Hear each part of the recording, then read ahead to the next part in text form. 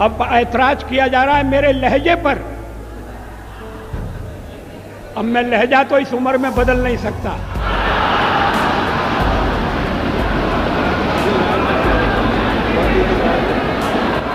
जवाहरलाल नेहरू ने मेरा ये लहजा स्वीकार किया था और उसके बाद जो पीढ़ी आई उससे भी कभी मुझे ऐसे शब्द नहीं सुनना पड़े जैसे इस भाषण में, लिखित भाषण में।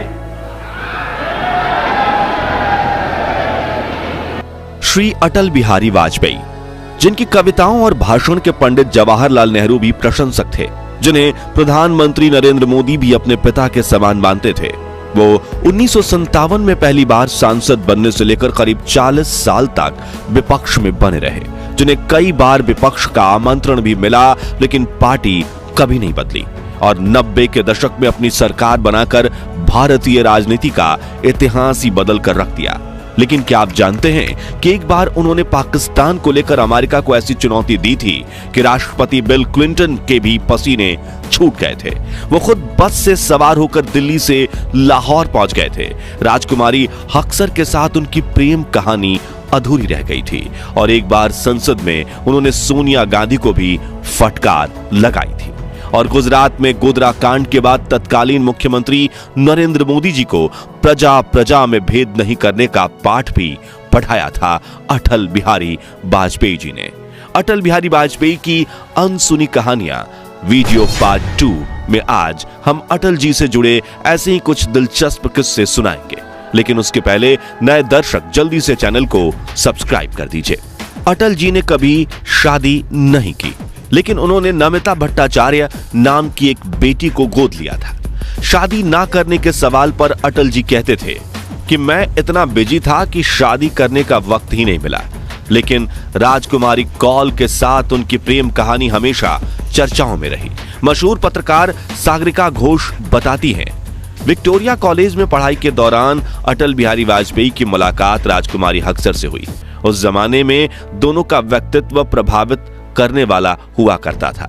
राजकुमारी हक्सर बहुत सुंदर थीं, खास तौर से उनकी आंखें।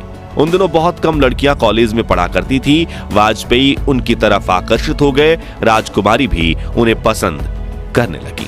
वहीं लेखक किंगशुंग नाग अपनी किताब Atal Bihari Vajpayee the man for all seasons में लिखते हैं, युवा अटल ने राजकुमारी के लिए लाइब्रेरी की एक किताब में एक प्रेम पत्र रख दिया था, लेकिन उन्हें उसका जवाब नहीं मिला। दरअसल राजकुमारी ने उस पत्र का जवाब दिया था, लेकिन वो पत्र वाजपेयी तक नहीं पहुंच सका।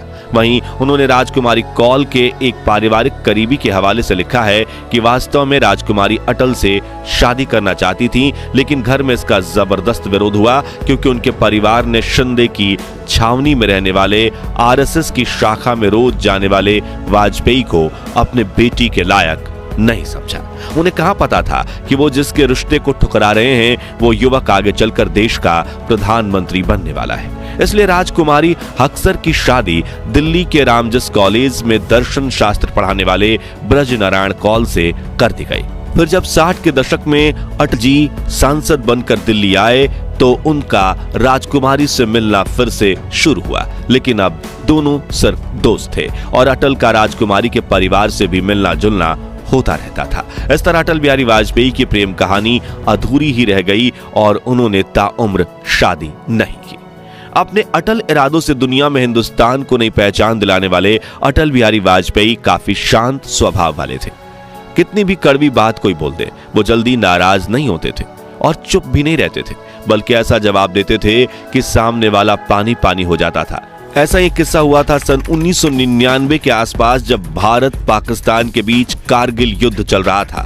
तभी नवाज शरीफ अमेरिका के प्रेसिडेंट बिल क्लिंटन से मिलने गए और उन्होंने क्लिंटन से यह कहा कि मुझे डर है कि पाक सेना कहीं भारत पर परमाणु हमला ना कर दे। जो सुनकर क्लिंटन ने तुरंत अटल जी को फोन घुमाया और पाक सेना के मंसूबों के बारे में बताया। तभी अटल जी ने जो जवाब दिया, जिसे सुन क्लिंटन के भी पसीने छूट गए थे। जब कारगिल युद्ध चल रहा था तो राष्ट्रपति लिंकन ने मुझे बुलाया न्यूयॉर्क में, वाशिंगटन में। राष्ट्रपति क्लिंटन ने, और उन्होंने उन्होंने कहा कि यहां पाकिस्तान के प्रधानमंत्री आ गए हैं, आप भी आ जाइए, दोनों मिलकर बैठिए, हम सवालों को तय करेंगे। हमने कहा जब तक पाकिस्तान के कब्जे में भारत की 1 इंच भूमि है तब तक मैं बात नहीं करूंगा। उन्होंने कहा पाक सेना के परमाणु हमले से भारत का तो ज्यादा कुछ नहीं बिगड़ेगा, लेकिन पाकिस्तान दूसरे दिन का सूरज नहीं देख पाएगा। ऐसा ही एक किस्सा हुआ था साल 1999 में, जब भारत और पाकिस्तान की मित्रता बढ़ाने के लिए दिल्ली से लाहौर के बीच बस सेवा की शुरुआत की गई थी और पहली बस में भारतीय डेलीगेशन के साथ सवार होकर खुद प्रधानमंत्री अटल बिहारी वाजपेयी पाकिस्तान पहुंचे थे, जहां गवर्नर हाउस में प्रेस कॉन्फ्रेंस रखी गई थी। तभी पाकिस्तानी मीडिया की एक महिला पत्रकार ने उनसे कश्मीर को लेकर सवाल पूछते हुए शादी का प्रस्ताव देते हुए कहा कि मैं आपसे शादी करना चाहती हूं, लेकिन मुंह दिखाई मैं कश्मीर लूंगी। तभी अटल जी ने भी मजाकिया अंदाज में कह दिया कि मैं शादी के लिए तैयार हूं, लेकिन मुझे दहेज में पूरा पाकिस्तान चाहिए, जिससे वहां मौजूद सभी रिपोर्टर्स की बोलती बंद हो गई थी। साल 1996 में राष्ट्रपति ने अटल बिहारी वाजपेयी को देश के 10वें प्रधानमंत्री के रूप में शपथ दिलाई थी, मगर उसके सिर्फ 13 दिन बाद ही संसद में बहुमत साबित न करने की वजह से अटल जी की सरकार गिर गई। तभी कांग्रेस के नेता उन पर काफी हंस रहे थे। उनकी अभी मैं मतलब जो सोनिया गांधी जी ने जो अविश्वास का प्रस्ताव रखा है, तो इस प्रस्ताव पर चर्चा चल रही है और मैं अटल जी का और आडवाणी जी का अभिनंदन करने के लिए मैं यहाँ खड़ा हूँ। मैं इसलिए खड़ा हूँ कि अभी आपका जाने का टाइम 1 घंटा बाकी है।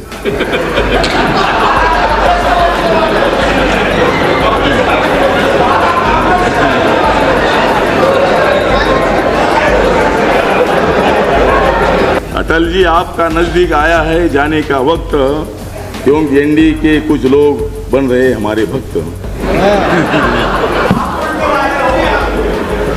अब हमारा एक ही लक्ष्य है, नहीं मैं ज्यादा नहीं बोलूंगा। अब हमारा एक ही लक्ष्य है। अब हमारा एक ही लक्ष्य है एनडीए को सत्ता से हटाना। हमारा दूसरा लक्ष्य है सोनिया गांधी जी, चंद्रशेखर जी। जो देख अटल बिहारी वाजपेयी ने एक ऐसी भविष्यवाणी कर दी थी जो आज सच होते हुए दिख रही है। उन्होंने कहा था कि आज मेरे कम सांसद होने पर आप हम पर हंस रहे हैं, लेकिन याद रखना एक दिन पूरा देश आप पर हंसेगा। और ताजा रिपोर्ट्स के मुताबिक देश के 30 राज्यों में से सिर्फ 3 राज्यों में ही कांग्रेस अपनी पकड़ बना पाई है। यहाँ कांग्रेस जैसी पार्टी के लिए काफी डरावना माहौल है। तो फैसला कर सकते हैं कि भाई हमने एक दूसरे को गाली दी होगी, मगर चलो छोड़ो, आज तो सबको मिलकर बीजेपी को गाली देना है। अगर ये सामूहिक निर्णय है, मुझे कुछ कहना नहीं, लेकिन इस तरह का निर्णय नकारात्मक होगा, इस तरह का निर्णय प्रतिक्रियात्मक होगा, इस तरह का निर्णय केवल हमें आने से रोकने के लिए होगा और ये लोकतंत्र को स्वस्थ बनाने वाली परंपरा नहीं डालेगा। ये आज मैं आपको चेतावनी देना चाहता हूं। ऐसे में कई विशेषज्ञों का कहना है कि अटल जी की भविष्यवाणी सच हो गई। दोस्तों, अटल जी हमेशा मनमौजी स्वभाव के रहे, लेकिन जब कोई उन्हें खरी खोटी सुनाए तो फिर वो ऐसा जवाब देते थे कि सामने वाले की बोलती बंद हो जाती थी। साल 2002 में जब अटल बिहारी वाजपेयी देश के प्रधानमंत्री बने, तब सोनिया गांधी ने उनके खिलाफ काफी कुछ कहा, जो सुनकर 26 मार्च 2002 के दिन लोकसभा के सत्र में सबसे पहले अटल जी ने सोनिया गांधी का भाषण पढ़कर सुनाया। There is an afraid neither moral integrity nor sincerity of purpose among those who are trying to force the law on the nation today.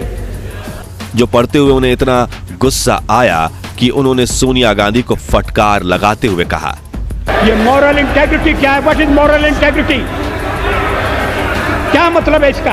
अध्यक्ष महोदय, इन शब्दों के लिए श्रीमती सोनिया गांधी को खेद प्रकट करना चाहिए। आगे उन्होंने कहा कि ऐतराज किया जा रहा है मेरे लहजे पर। अब इस उम्र में मैं अपना लहजा तो नहीं बदल सकता।